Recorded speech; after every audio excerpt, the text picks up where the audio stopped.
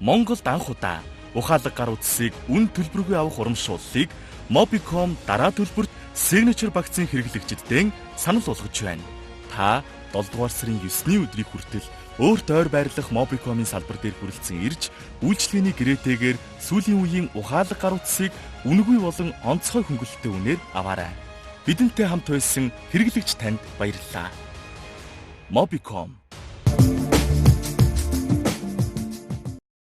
Сайн байцгаана уу хүн үзэгчдээ. Өнөөдөр манай дефактоны түүхийн зочноор Нидерландын хүний эрхийн элчин сайд Ноён Kees Van Baar оролцож байна. Good evening. Good evening. So, what brought you to Mongolia? The reason I'm in Mongolia right now is because this is the 5th meeting of the Freedom Online Coalition, which is about freedom online. And Mongolia is member of that coalition because Mongolia, say, has a free internet, doesn't have any restrictive legislation when it comes to the internet. And as a member, they organized the meeting this year. As every member, how many members are there in the coalition? Right now, there are 26 members.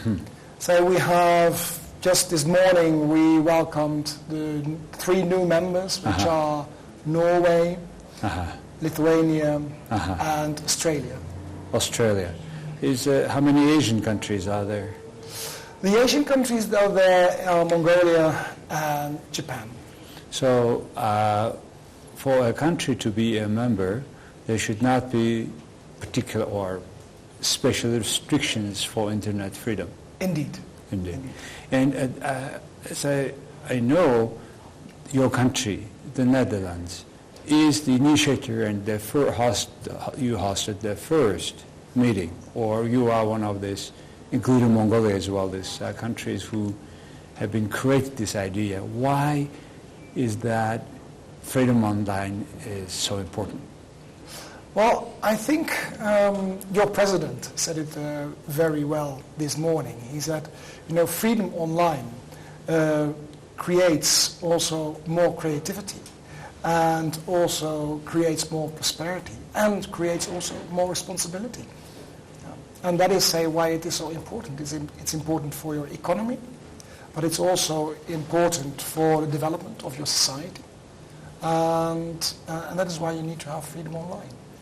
Yeah, and now, along with that creativity and responsibility, also the freedom of speech comes together. And of course, responsibility is here important. How do you see this being free on one side online, and people are also defaming or hatred speech? This sort of phenomena is also online. How do you see that, and how can we sort of protect or avoid this sort of negative situations? Well, when there's online and offline, for us the same laws applies. That's how we do it in the Netherlands as well. When it comes to defamation, then there are rules and regulation how you can bring somebody to court. Most of the time, say in our country, it's by civil law, and someone can say, well, I'm feeling harmed. Somebody harmed my reputation, and he can go to court. And then actually the ones who are, say, more or less setting the policy is not the government as such, but it's the judiciary.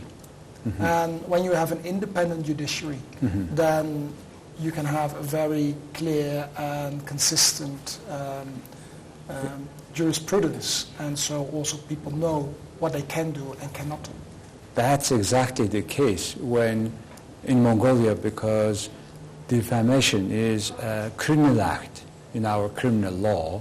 We want them to have, we means civic society, individuals, because up to now, everybody who had a claim against that is public officers, high-ranking officials who were claiming on defamation of his name, reputation by a journalist in particular.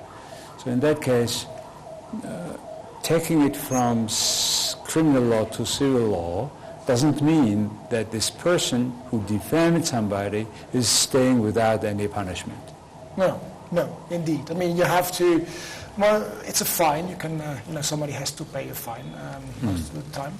But what you see is, in the Netherlands, defamation. It is when a journalist is, and it doesn't happen that often in the Netherlands.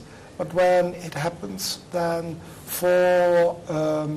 in court, you should have grounds for the accusation. Yeah, if you can make a case for it. That's of course one thing the judge is looking into. So if it is a grounded accusation, then the other one, if it's in the public interest, say that it is widely spread, that's another one, which are things that they take into account. What would be a penalty about? Of course, because it depends from case to case, but if it's proved that that person was defaming a particular individuals. Well, I don't have, I cannot recall a defamation case, say, online, say in the offline industry, you could say it. Well, it is, well, first of all, if it is printed, for example, you should destroy it. If it's printed, then you should destroy the newspapers or the magazines. And if you still continue to sell them, then by every newspaper or magazine you sell, you have to pay a certain fine. And you also have to pay a fine, and it's, well, a couple of, well, I wouldn't know, say it's like $10,000 or something. But it's, I mean, I'm not it's relatively, yeah, and it doesn't happen that often, I must say, I must confess. Before we talk about human rights, for which you are ambassador from your country, I would like to ask few questions about your country. Yes. You see, for us, the Netherlands is in a way similar to Mongolia, in between big neighbors. But you, as a nation, as a people, have taken advantage of over your situation. How did you make it like this? Speaking the language, etc. And so you mean like, well, we have, I mean, as a nation, we are a nation, say, of traders. So we became rich by trade and agriculture and fishing as well. But trade is an important one, and then the fishing we sold. We fished in one sea and we sold it to people who lived in another part of Europe. And so trading is in our blood. And if you trade, then you should be able to speak the language of the people you're trading with. Correct. And so we were never afraid. We've never been afraid to go out and to travel the seas and speak the language and learn the languages. And this is the open-mindedness. Yes, and it comes with open-mindedness as well. Yeah. Well, that's, I thought, after visiting several times your country, a smaller country like Mongolia, to be quite with open-minded and ready to trade for everybody. Yeah. But also, I mean, we are much smaller than Mongolia, our surface. I mean, our population, I think it's like six times bigger than your population. Yes. But of course, the surface, it's only a fraction of what Mongolia is. Yes. And so, of course, we're traveling a lot, we're trading, but also a lot of people say, come to our country, because we have a lot of neighbors, and, it's very close by. You have such a fantastic foreign relations. You are everywhere. You have a representative here in Mongolia. Your embassy is from China, right? Yes. From Mongolia. Yeah, that's right. And now you are here, and you are human rights ambassador of the Netherlands. Why human rights ambassador? Well, for the Netherlands, for us, human rights is one of the three pillars of our foreign policy, together with prosperity and security. And we believe that if there's peace and security and there is rule of law, and say people take into account, people live by the human rights conventions, then there is peace and security. And that's also good for trade, of course. I mean, we're also looking at it from that angle. But therefore, say, human rights is so important, and we by appointing an ambassador for human rights, we stress the fact that we think it is important. And so I travel the world and speak to other countries to see how we further can promote the human rights situation or in a country or worldwide as such. In one of your speeches, you have been mentioning about human dignity associated with human rights. To have a dignity is also human rights. What do you mean? Well, what you see is often when it comes to the state and its citizens. First, sometimes it is as if the citizens do not have any rights and it is all the right belongs to the state. Well, that's of course not the issue. The state is serving its citizens, and the head of states is the most important servant to its citizens. And that is what is important, and to give every people being poor or rich, being in high office or just doing a cleaning job, they are entitled to the same rights and to dignity. It's a lot understanding and explanation of human dignity. What is that in your understanding? In my understanding, that is everybody is equal and should be treated equal, and that all the people are entitled, to at least to get chances to develop themselves, have the right to development, the right to free speech, to express themselves, the right of free thinking, the religion they would like to follow, and it is not to be tortured. No harm should be done to them, and it's also that all groups are equal in society. Yeah, indeed, and everybody must have a right to live in decent conditions. As well. Yep, so which is a part of development or level of development where we also have a lot of things to do, because half of this Ulaanbaatar city live in the conditions where they don't have minimal sanitary conditions. So it's a big concern. And also expectation is we should provide this sort of living conditions for our people. And you have been for quite some to several meetings in this country about expression of your thoughts, freedom of expression, you call it, and that freedom of expressions and interlinkage with the human rights. What is your impression so far on that about Mongolia? About Mongolia? I just arrived yesterday, so I do not that much about it. And we had discussions, of course. What I understand, what I think is important when you have a deal with freedom of expression, that you can first express yourself, be it online, say via the internet, or just by talking to other people, or by writing whatever you want to write and print it. That is important. And that is actually, that is what it is about, the freedom of expression, to express yourself. And how do you find so far? You have been to several meetings, right? Well, the people are very expressive, and they don't, as far as I can see, they're not afraid to speak out.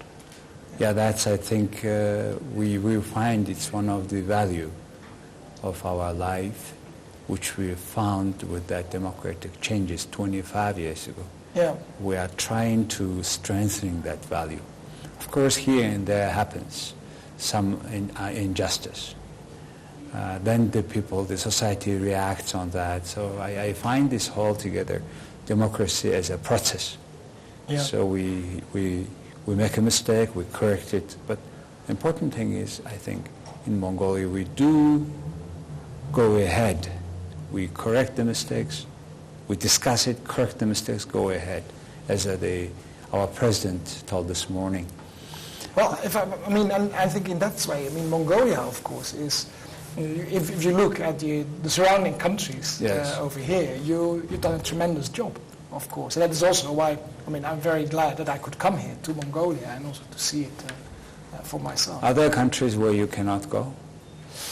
There's no country where they refused me to receive. Okay. Okay.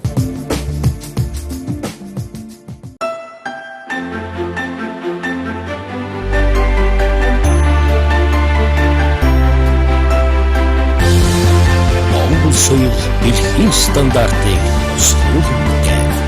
ICC Tower.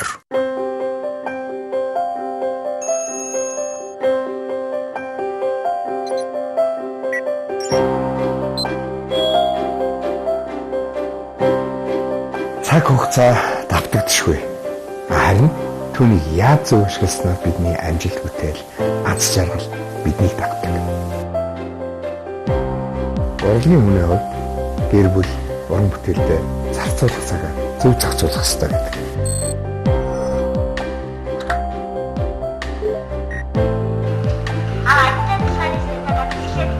Бидний хэрэглээ улам ухаалаг болсоор байгаа нь та бүхэнд харагдчих байна.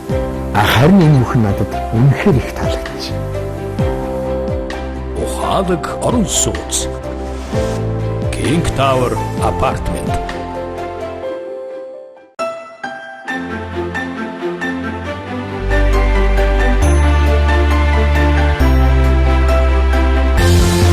Монгол соёл эрхийн стандартыг өсгөх гэв. ICC Tower. Let's talk a bit about justice and injustice. You also have mentioned in some of your speeches that injustice to one person is injustice to all slowly down the road. This was the concept, at least, what you said. What do you mean? Well, if justice is being done, it's something which is for that person as such. But as soon as there's injustice, then the whole society is at stake. Because when there's injustice, it will not, say, stick to that person. And that is why if you talk about injustice, and if there's no justice, if no justice is being done, then there should be a mean of correction. So a trial should be, appeal, for example. If people say, well, this is injustice, what has been done to me, you can appeal. If then still it's still injustice which is continuing, then it's the society. That is where the society, where it can start the rot in society. The society can start rotting, and that is something which you always should avoid. Yeah, this is something that the society, the public, should refuse from the beginning as soon as they see or hear about injustice to one person.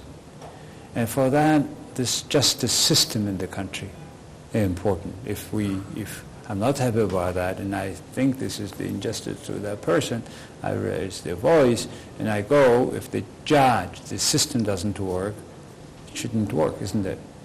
How important is justice to be independent? Justice should be independent. Yes. It should be independent. And that is what we were discussing this afternoon as well when we talk about defamation, for example. It is something should be left to a judge and say it is then the justice system who should be independent. It should be independent. They set out the jurisprudence, and it shouldn't be the government as such. Yeah, here in Mongolia we talk about having a separate the legislation, execution, and justice system separate. But what's happening today is our politicians made amendments to our constitutions that parliament member can be also a cabinet minister.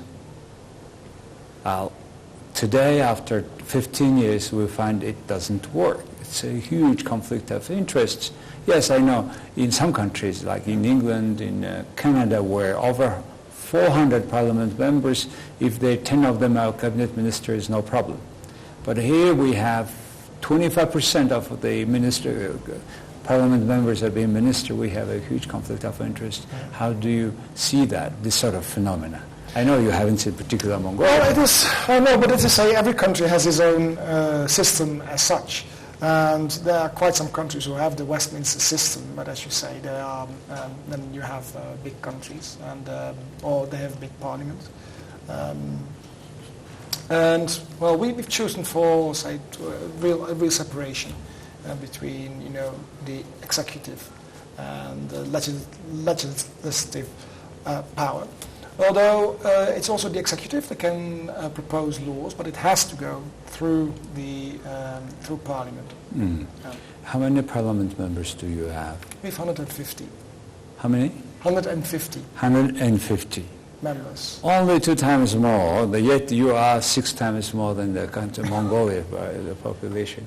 And one chamber, or two? Two chambers. Yeah. How about the other chamber? Well, the other chamber is chosen indirectly, say via the provinces, and they have less power. They can only send back the laws back to the second chamber, which has the most. Okay. The lower house. What's the name? Parliament or senator, or what's the name? It is the. In Dutch, it is a Staten-Generaal. That's the same might be a same of our Choral. Yeah. So the second chamber, how many people are elected or sent? The second chamber has 150, and the first one has 75. 75. Yeah. So you have total 225 people running the legislation part of the country. Yeah. And can any of them be a cabinet minister? Not at the same time. Not at the same time? No. Wow, that's wonderful. Yeah. Okay, so we see the separation of power. Why I'm asking this question is, when the system is mixed and doesn't work like we want to see, the people now are raising a voice. Well, we must have a strong president in this country, strong, fist by one person. How do you see the importance of just the presidency, one person's role vis-a-vis to parliament system? So one president. Yeah, see, people want to see like a Kazakhstan, Mongolia. Yeah. Everybody, one guy decides everything, and compare it with the system we have today. I mean, not the best one, but still working. Yeah, well, if you do not want to have a say at all, then you can have whatever system you want. But I think it is important that people have to take responsibility of their own society. Because it is, the government of your country, they decide about its citizens. So also they make decisions about you. No. And this has consequences for you, your own life of your family, of your friends, and of the whole society. So I cannot imagine that you would not like to choose somebody who also takes into account what you think is right. And another big concern, it's along with the expression of freedom, media, everything goes together. Another big phenomena we need to address in this country is transparency of political parties' financing. So how do you finance your political parties? And if an ordinary Dutch person knows where this money comes from a particular party? Yeah, well, we have rules and regulations on this financing. Not every party likes it, of course, so much, and that is what you see.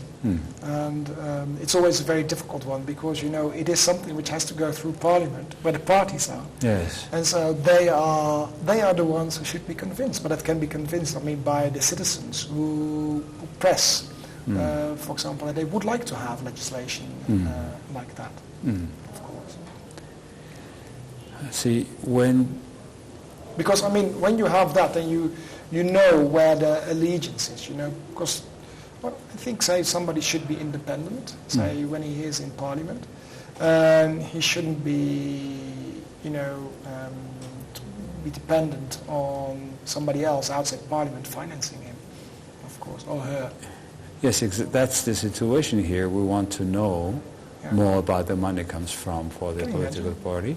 And if there is any particular legal limit for an individual, for a corporation to donate or to contribute to campaign financing of a political party. Do you have the system? Yeah. Certain limits are there. Yeah. And then, because political parties on the other side need the money to function normally as institutions. So do you finance them from a budget? Yeah, they get some financing from the budget, indeed. And of course, the people who are in parliament, they get a salary as well. And they get some finance from the budget as well. For a political party, depending on the amount of seats they win? Or? Yes, yeah. Okay. Indeed, amount of seats and, Another question on political parties, sorry, I keep asking. Does your political party have own offices, headquarters? Yes. Own property. Own property. Well, I'm not sure. I mean, some. I think some do. And can a political party build up a palace on the budget money for yourself, for your political party? No, not from the budget money. Oh. No, the budget money, that is, there are a lot of restrictions how you have to spend the money which comes from the budget. Probably it is not that amount of money that you can make a huge building. No, you cannot. No, certainly you cannot. But I mean, of course, it is, for us it's important that these parties are very, that the transparency is also being demanded, say, from the citizens. And a party which misbehaves, I mean, they lose their voters. They lose the credibility. But then you have to have, of course, also a press which is free and can question, the behavior of the parliamentarians or the politicians or the party. So exactly the right to question the political parties. Yeah. In this country, some party make a palace for themselves, and from our money, from the budget, and they even give a very fancy names on that. Okay, again, questioning issue. Media. What kind of media? Do you have a state-owned media? We don't have so much a state-owned media, but we have a system, and it's a very difficult system. And it's a kind of a BBC type. No, it's not. Say there is a broadcaster who doesn't broadcast actually, but there are then interest groups who get public time to broadcast. That is more or less how it works. That's one part, and then besides that we have commercial media as well. Yeah. You have been working in South Sudan, and you saw mass atrocity. And then you see the human rights issue, dignity issues. Why? What is the basis of this sort of atrocity? Not only in South Sudan, many African countries, take Nigeria, many other countries now. What is the background, universal background of this sort of? Could the people stop this? Could the people limit this? I mean, how come you pay with such a price? I mean, that's a million-dollar question, of course. I mean, how can you prevent these things? Because what we see, it happens all over the world. I mean, it happens in Europe, in Europe, in Africa, in Asia, in Latin America. I mean, it's not something which is confined to certain countries. And if I knew, say, how we could prevent this, I mean, I knew it. But of course, I mean, there are things where you can at least diminish the chance that these kind of things are happening. And that is, say, to work on peace and to build up, say, a society where every people feel every man and woman feels themselves a part of that society, and where there is transparency and openness as well, and a democratic society. In democratic societies, you have less chance of people falling back into those things. And where I say what is important as well is that the monopoly of violence is with the state. That's very important. My final question on you about yourself. You are a public officer? I am. Public officer. You are not politician? I'm not a politician, no. But can you be a politician? But then I have to leave the public office. Oh, I see. Okay, so for running for office, you need to leave this public office. I do. I have to do. Yeah. And what does it take to be I mean, education-wise, of course, but character-wise, to do the job, what you do? For me? Yes. Well, you have to be interested in people. I mean, that's in people, and you have to take interest in your own society and want to develop your own society, but also the world to make it a better place. Yeah, indeed. And I think it's work of not everybody in the developed country and also in the developing country, because it's the global world. We travel here and there, and all our problems do not separate us from which country you are from, isn't it? No. You can be from any country. Okay. Ambassador, thank you very much for being with us and coming to being in Mongolia, visiting Mongolia, because the topic we talk about, freedom online, this is the agenda of the society, and it was a great pleasure meeting you and talking on these issues, which is endless actually. But thank you very much. Thank you. For me, it's a pleasure to be here in Mongolia, and wonderful to have this Thank you. with you. Thank you. Thank you. За хүн үзэгчтэй өнөөдөр манай de facto нэвтрүүлгийн зочноор Гавландын хүний эрхийн элчин сайд ноён Kees Van Baar оролцлоо. Баярлалаа. Монголд анх удаа ухаалаг гар утсыг үн төлбөргүй авах урамшууллыг Mobicom дараа төлбөрт signature багцын хэрэглэгчдэд санал болгож байна. Та 7 дугаар сарын 9-ний өдрийг хүртэл өөрт ойр байрлах Mobicom-ийн салбар дээр хүрэлцэн ирж, үйлчлэгээний гэрээтэйгээр сүүлийн үеийн ухаалаг гар утсыг үнэгүй болон онцгой хөнгөлөлттэй үнээр аваарай. Бидэнтэй хамт байсан хэрэглэгч танд баярлалаа. Mobicom